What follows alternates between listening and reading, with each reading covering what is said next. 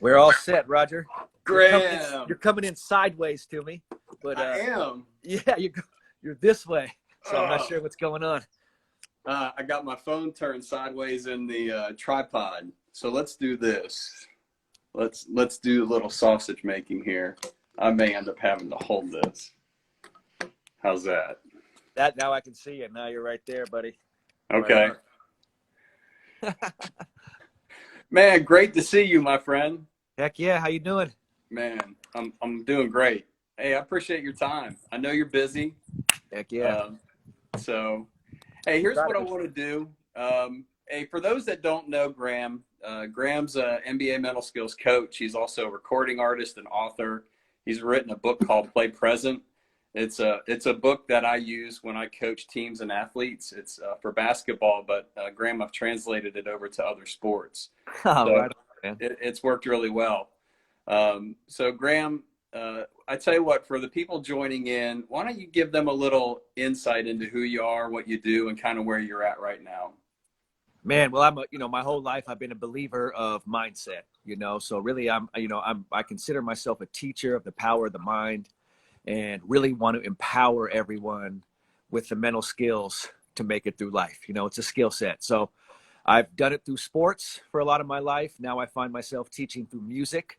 Music is how I reach people. So it's always an evolution of how I teach and help people. But right now my service is all through music. And I have a tremendous passion for sports. I love basketball growing up. And, with the NBA players I worked with, they were all children when I met them, so Right. My approach, it's not like I have NBA players calling me. That sounds so sexy. It's just, I help kids. And some of them made it to the NBA. But the truth is they don't call me all the time. I don't check in with them all the time. Right. Trying to check in with NBA players is like trying to herd cats. The hardest shit I've ever seen in my life. So that's why essentially my work is always helping kids out, man. It's proactively teaching this to kids. I used basketball to help kids. Now it's music, so. Wow. That's awesome. Yeah. So, hey, for those that don't are familiar with what I do, Graham's one of the reasons I got into this work. We really have a mutual friend, Dr. Matt Park, who Graham knows really well. I worked with Dr. Park at NASA, and Matt got me into it, and Matt's been a mentor of mine. And Graham, I just reached out to him one day on LinkedIn and say, hey, I'm a mental skills coach. I'm in North Alabama. He's like, hey, let's connect. And from there, we just hit the ground running, and Graham's been a great mentor to me. Graham, I really appreciate it. So here's why I want to get with you. You've been around a lot of high performers your whole life. You've played basketball in college. You've just worked with a lot of different athletes, even people in business. And I came up with a model this year, 10 keys to achieving greatness. So let's just freeform and just think, what are some of those keys that you've seen in high performers for those people that you've worked with that really have achieved significant, let's use the word things in work or in sports? What were some of those things that you saw them doing day in, day out that helped them achieve great things? I mean, the main thing that comes to me is their intentionality was success. They have intentionality to pursue success every day. And of course, one of those parts of success is mindset. So what I've seen with people really successful is they're courageous and they're curious. And and it doesn't matter who it is. If you're courageous and curious, you go check it out. Yeah. So with everyone I work with, this is what I tell them. 1 of 10 people that call me really go for it, truly. Wow. And what I mean by that is a willingness to be vulnerable, a willingness to go into a brand new space that's completely unknown, completely terrifying, completely scary. And what I found is the 1 of 10, they want that. So it's not like I have to convince them or talk them into it. Yeah. I have incredible motivational powers, but I've never been able to motivate anyone to actually go for it. You have to have a calling inside of you that wants to explore what this is. And you're sick of avoiding fear and you're sick of avoiding failure and you actively go at that. So that's what I do in my life. That's where Victory to the Vulnerable came from and all those. And that's what I've sensed with the high performers, man. They go for that.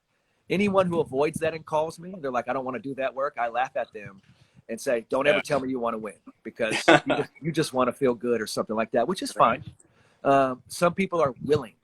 to put it all on the line. Now, once they're willing to do that, Roger, there's a bunch of skills you can teach them and techniques, right? You can teach them to meditate and do all that, but it's all nonsense unless they're going to go for it. You know what I mean? Because you can meditate all day, still means doesn't mean you're going to go for it. Doesn't mean you're actually going to do it. You know what I mean? You can do all these practices, but still avoid the work. So what I've seen is it's just someone who's courageous, man. If they're courageous and curious, then it's almost like all the stuff starts showing up in their life to help them out, like meditation, visualization, self-talk, like all these things. You know what I mean? But they have to, it's got to be the right moment in your life to want to go do that, whatever that is, you know? Right. That's what I've noticed. So like that model I came up with Keys to Achieving Greatness, the thing that I noticed, just like you, when somebody has a passion or a calling for something, that's like 99% of the battle. That's it. Because then they're willing to endure pain, and then they're willing to stay focused, and they're willing to be disciplined, and they're willing to put in the hard work. They're willing to get up to when they don't want to get up, and they just will themselves. Come on. They're called. Yeah. When you're called to do it, there is no hard work. Like, right. That's the whole thing, is no one's going to do the hard work. When you're called, it looks like you're doing hard work, but that's not hard. Right. Because you're called to do it. So you have to tap into that thing inside of you that's being called, or else you're like, I'm never going to wake up every morning and do something I don't want to do. Right. Something I'm not called. I can't do this job anymore. I hate this shit. You know what I mean? So it's got to be something that's calling you. That's how I'm here 20 years after starting mental training. It just calls me. You know, people ask, how'd you get into music? I say, it calls me. So I just go do the work, and then 6-7 years later, it's all going to manifest. But it doesn't happen overnight. You have to follow your calling for 5-10 years in the dark, and then people see, oh yeah, you've been following a calling, because it all comes to light. And then you tell them, I'm just a vessel that comes through me. You know what I mean? So it's some of the folks on the call right now, they're high school coaches. I've worked with them. All right. And you know, I've been doing work in and around high school, college athletes last 4 to 5 years. And you were a junior high coach when you first got into this. I think you were coaching JV basketball. Yeah. So it's tough at that age for high school students to connect to, quote unquote, a calling. They may like something. They may actually borderline love that sport. But, you know, you've been there. So talk to the high school or college coaches that are trying to figure out. It's tough to say, I can't motivate my people. I can't motivate. If they're not motivated, that calling just isn't there. But think in terms of practically working with high school. Think in terms of practically working. If you're working with 14-year-olds, man, I was doing this 20 years ago. None of them are into mental training. Yeah. I was into it. My passion exudes all over them. So that's how it transfers. And then it took them 4 or 5 years to even trust me. So you never don't put it on a young kid. You as the coach do it. They're not going to trust you for years. They want to see if you're actually real. They want to see if you're going to be here in 5 or 10 years. They think you're BS and just going to get another job somewhere. So show them what a calling is. No 14-year-old is that aware. So when I was teaching these kids, like Aaron Gordon didn't believe me for 5 years. Same with Jaylen Brown. So because I was called to do it, none of that fazed me whatsoever. Yeah. And because I wasn't fazed, they started to go, wait a second, this guy is on to something. Because everyone else just quits if you don't get the approval from other people. I need no approval from anybody. Because I said so. You as the coach, don't put it on your kids for them to be motivated. You have to overwhelmingly believe in something. And then your passion rubs off on them. And they go, wait a second, there's something there. And then maybe it helps them find what they're looking for. So that's the only, and then for 5 years, you have to allow yourself to be, for 5 years, people didn't trust anything I was saying. And that can't faze you one bit. One bit at all. Because if you're called, who gives a shit if they don't believe in what you're saying? You know what I mean? Because they don't know any better. And then by the time they're 20, they'll be like, thank you, coach. I appreciate that. So I tell coaches, don't own their motivation. And I made that mistake as a coach. I was trying to own their motivation. Don't own their motivation. Create that environment that's inspirational. Create that environment that is motivating. And like you said, you got to drink your own Kool-Aid, believe in what you're saying, because then you're authentic and that passion comes out. Come on. I was funny. I was working with a football team a couple of years ago, high school. And, you know, when we were going through the mindfulness and the visualization, the MVP process, the positive self-talk, a lot of these guys were like, Coach K, it's stupid. I don't, it's not going to work. And it was funny. We went into a rival football game, and we just smashed the rival. We're out on the football field after the game, and all the offensive linemen, these huge guys, they're standing around me and they're like, Coach K, we thought what you were teaching us was stupid, but it works. It helps.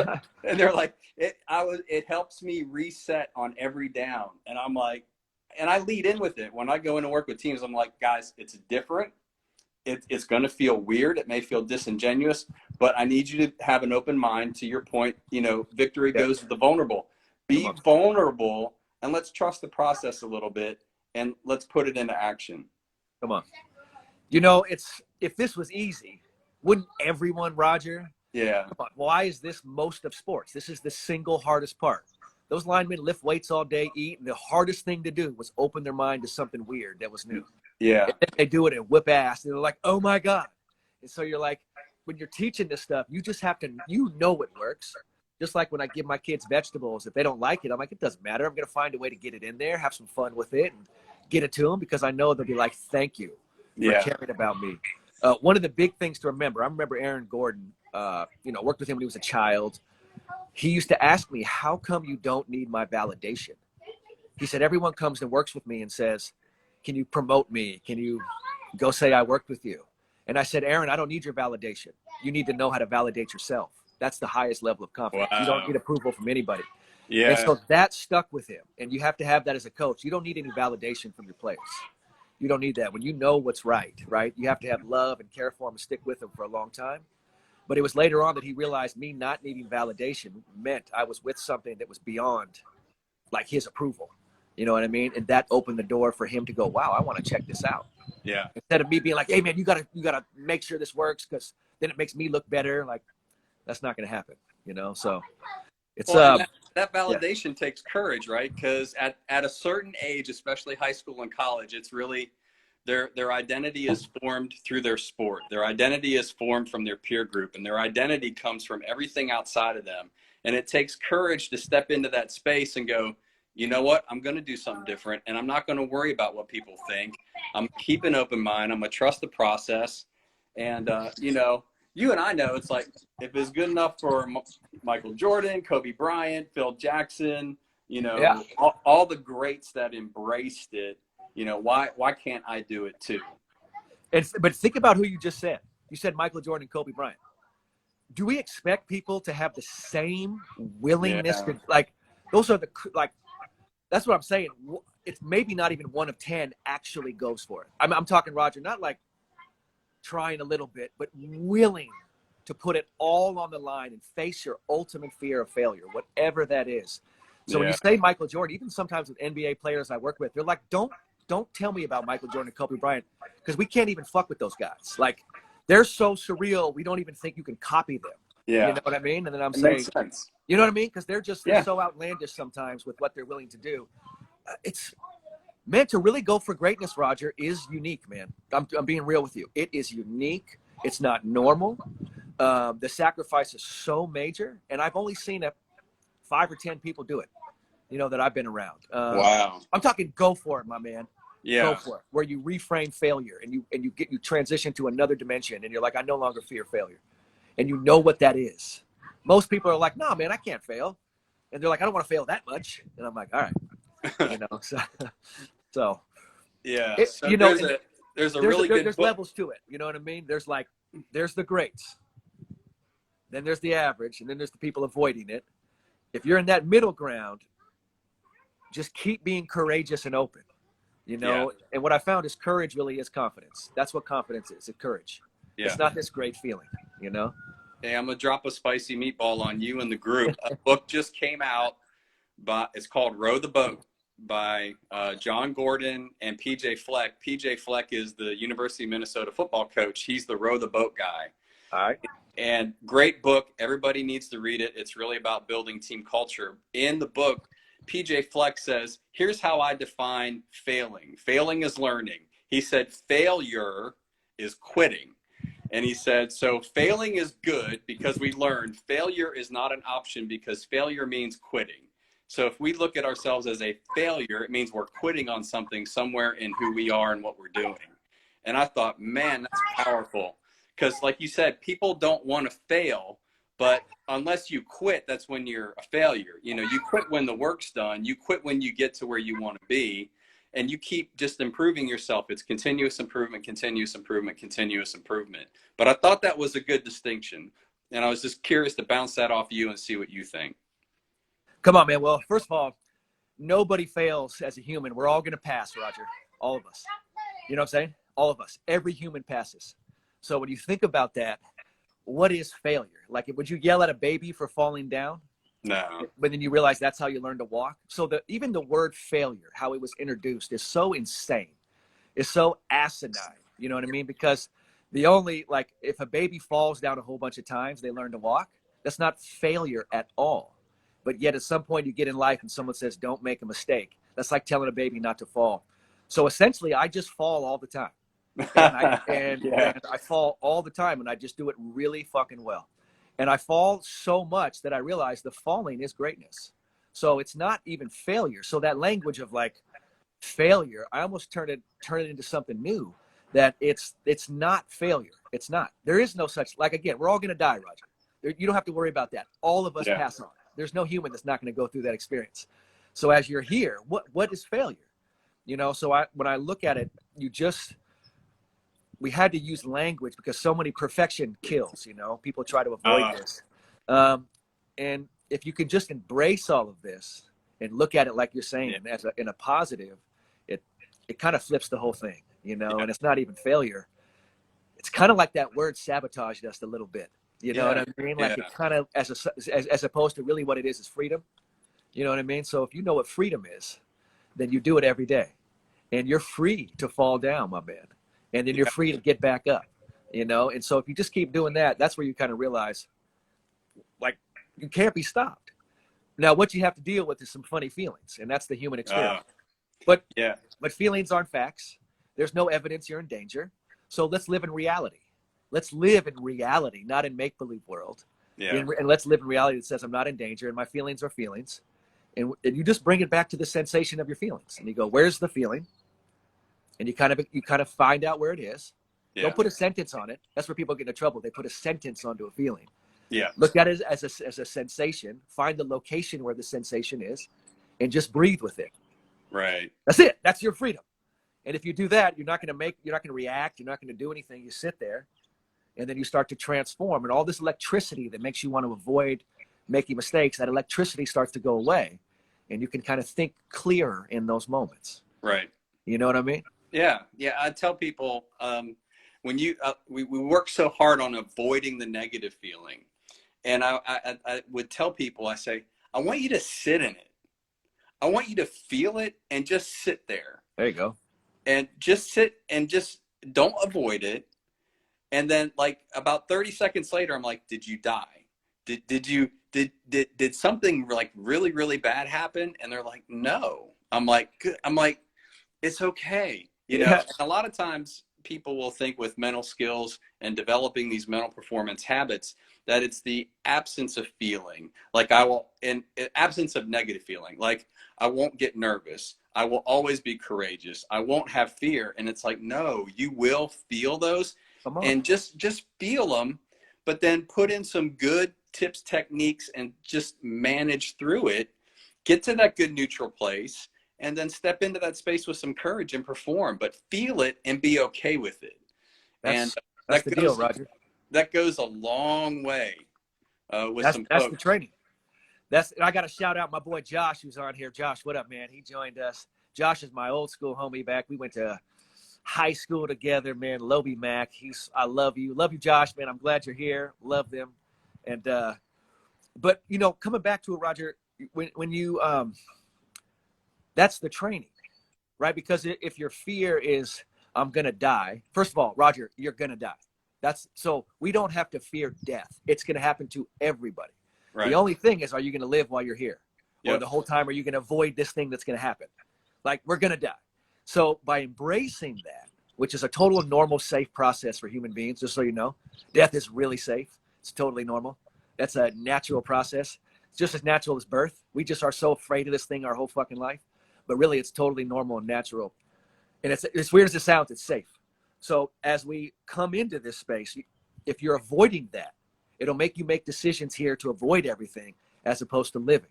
And as you feel your feelings, you start to free yourself because you're not your feelings and you're not your thoughts. That's not even close to who you are. But people identify as those things.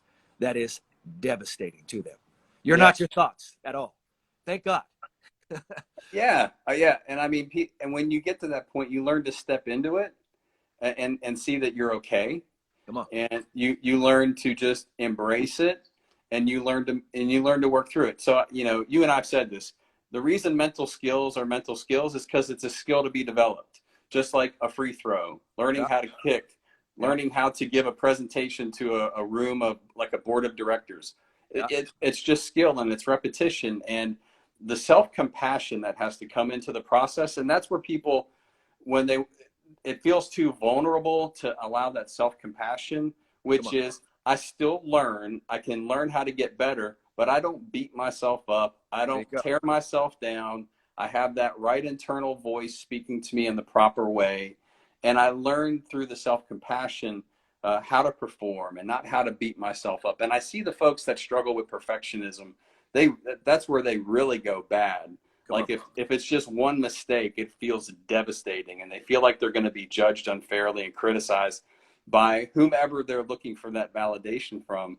And it's really teaching them to be like, it's okay. People, we make mistakes, learn from it, move on, and grow through it and step into it, embrace it, and just take yourself there mentally and emotionally.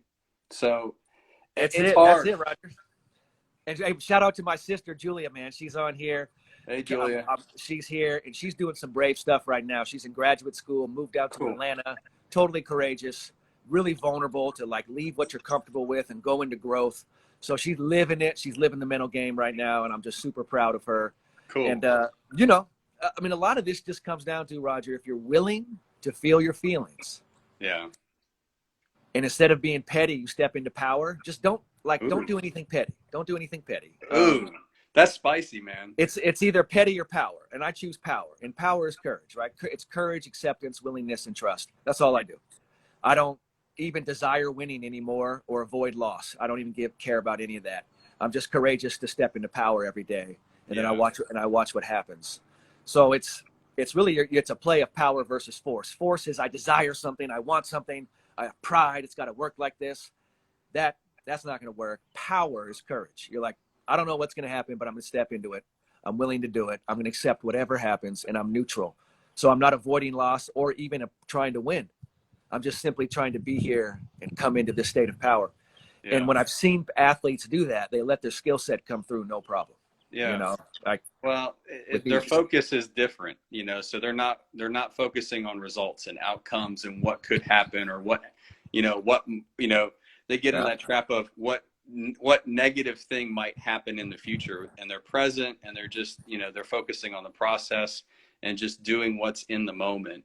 That's just powerful. So look, that is power. That literally by definition is power. And the thing to think about is, this isn't talk. There's real consequences. There's not a right or wrong, Roger, but there's consequences to what you do. If you operate out of force, the consequences are devastating to you as far as your emotional state. If you operate out of power, you might get your ass whooped in a sporting event, but the energy that you'll be around is so uplifting and so surreal that it doesn't even matter that you just got your ass whipped. So the whole key is, do I know how to access power every day? Do I know how to get into that? And that comes from courage and willingness. And neutrality is key. This is the one that athletes always have a challenge with. Neutrality means I'm okay with winning or losing. Yeah. And most coaches have a problem with that. They have a problem. And I say, okay, go desire to win really bad. Does that work every time?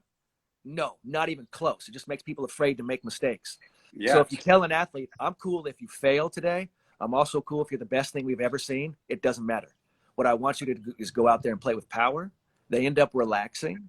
They end up trusting. And here's the key, man, we haven't talked about. They actually have joy.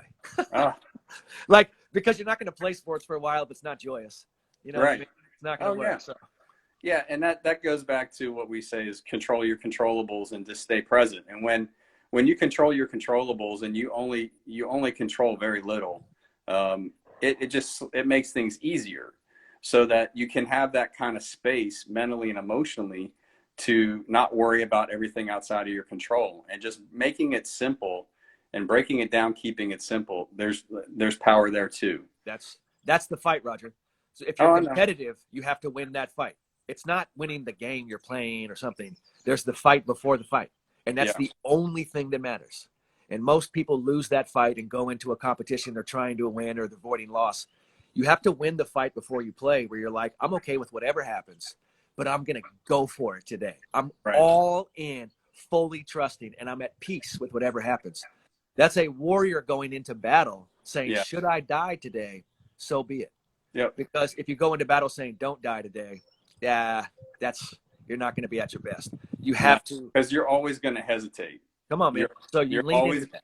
You're going to always hesitate, and you're going to be in a, I mean, it's the old adage, you're going to choke because you're hesitating and you're overthinking, and it's the what if game. Well, what if this happens? What if this happens? What if this happens? Come on. And it's just. Let it happen. Let it happen. Like the way you counter that, let that happen. Yep. When your self-doubt comes in and says, well, I don't want to fail, say, let us fail today. Self-doubt.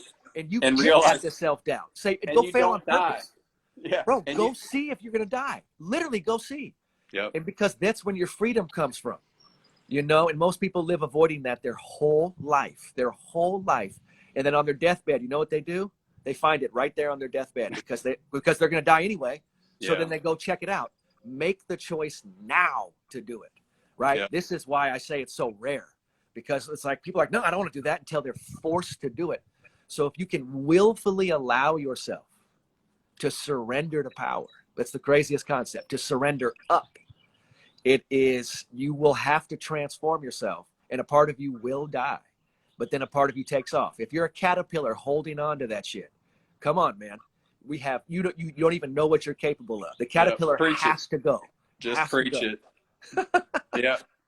Hey, so we're coming to the end of our time. So let's go back to the central theme, which was, okay, nobody wakes up and says, I don't want to achieve something great. Nobody wakes up and says, I want to lose. Nobody wakes up and says, I want to be mediocre today. So part of this series is talking to folks like you that have been around elite performers. You're an elite performer. Talking to those folks, how do we achieve greatness? And one of the things that sticks out in the conversation right now is being vulnerable. Come on. You got to be vulnerable. Got to have that passion and calling, because that's what gets you out of bed, and that's what wills you to go through adversity, hard times, like dig your ditch, row your boat, and that helps you persevere. For the audience, give me one more spicy meatball on achieving greatness. No problem. First of all, I'm drinking a protein shake. My boy was like, what you drinking? It's a protein shake, Josh. So I do music now, right? I make music. And my mental training career is phenomenal, but I knew I had to leave that space and go into music. That's the most incredibly vulnerable thing. I've had more people come to me and be like, what are you doing, man? Like, literally, what are you doing? We know you as a certain thing, and what the hell are you doing? And I knew right then when they were saying that I was on the right track, because I'm growing, right? I'm growing. Most people hold on to success. I let go of that shit and keep it moving. And so what I've been doing lately is I've been going around San Francisco singing out on the streets. Wow. Singing just to get vulnerable. Wow. Just to feel weird, to feel awkward, to make myself go out there. I do it on purpose, and I know it's badass, so I don't even think it's weird. I'm like, this is championship level shit. And so I purposely go do that. And 7 months ago, I'm working with people that have known me my whole life, and they're like, Graham, this is really hard for me to tell you this. I have to give you some feedback right now. And it was so hard for them to tell me how hard it was to see me be bad in music. And I could tell in their heart they were struggling. And in my mind, I know I'm killing it. I already know what process I'm in. I know I'm going to find it. It's going to sound good. I'm like Jason Kidd in Pro-Am in the summertime working on his three-point shot back when he was 19 years old. And he would miss 20 three-pointers in a game. And people were like, he's terrible. And I'm like, watch what happens after he keeps doing this every year. Yeah. And now Jason Kidd is top 20 all-time shooting threes. And Jason Kidd was known as Asin Kidd, right? He has no J. But now, he's Jason Kidd. So as I come into singing, this was 6 months ago, this guy was like really hard for him to tell me what I was doing. And then he heard my last show. And he couldn't believe how much better it got. And he was like, oh, my God. Like, it is actually getting better. The music sounds good. You have hooks and choruses and all that. And I'm sitting there going, this is the most important thing for this guy to see. was my willingness to go through this process. I knew I was going to come out good, and I'm not being arrogant. I just know the process of greatness, and I'm willing to do it.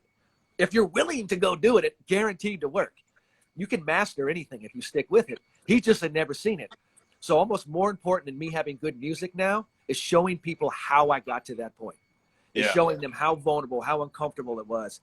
Literally putting myself out on the street corners of San Francisco as a mid-40s man, singing out loud, recording it, and then putting it up on my Instagram, forcing people to watch it.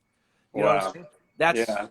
That's game right there, bro. And now I already know I'm going to be a platinum artist. I already know where this is all going because I'm going to serve it and do it. And Roger, I'm called. So it's not even hard. It wasn't even hard. The hardest part was seeing people think I was failing. They're like, Graham is really fucking up. And I'm like, not only am I not, this is greatness. They just have never seen it before. Yeah. And then once they saw me hit a few choruses, they were like, what? And I was like, yeah, man, this is the process. The whole time I knew what I was doing. So I'll do it again and again and again, Roger. I'm willing to go into that space again and again and again and again and again.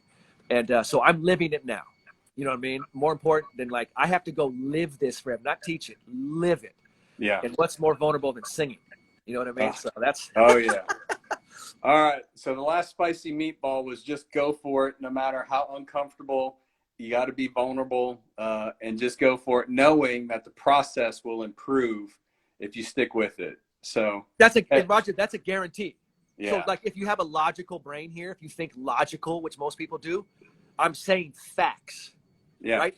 So this isn't hooey. This is what's going to happen if you do it. This is literally factual. I'm not wondering. This isn't a guess. I'm not being bold when I do it. I'm just running a process that's guaranteed to work. Yeah. I'm always curious why other people don't do it. You know what I mean? I'm like, it's a guarantee.